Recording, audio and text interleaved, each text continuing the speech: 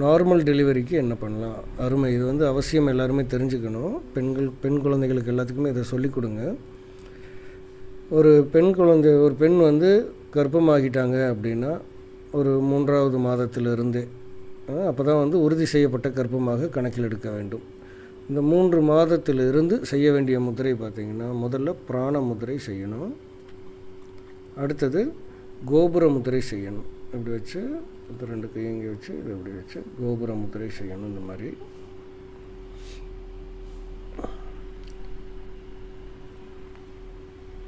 9 மாதம் முடிந்து 10வது மாதம் ஆரம்பிக்கும்போது என்ன பண்ணணும்னா, அந்த டெலிவரி டேட்டுக்கு ஒரு 20 நாள் இருக்கும்போது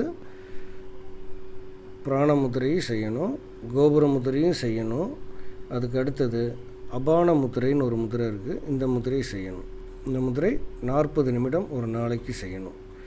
செஞ்சுட்டு வந்தீங்கன்னா உங்களுக்கு நார்மல் டெலிவரி நிச்சயம் சாத்தியமாகிறதுக்கு வாய்ப்புகள் நிறைய இருக்குது.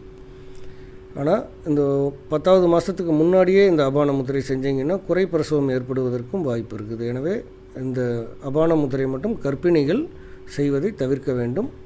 10வது மாதம் ஆரம்பித்த பின்பு அல்லது உங்களுக்கு குழந்தை பிறப்புக்கான நாள் குறித்து கொடுத்துருப்பாங்க, அந்த நாளுக்கு ஒரு 20 நாளைக்கு முன்னாடி இந்த முத்திரையை தினமும் 40 நிமிஷம் பண்ணிட்டு வாங்க.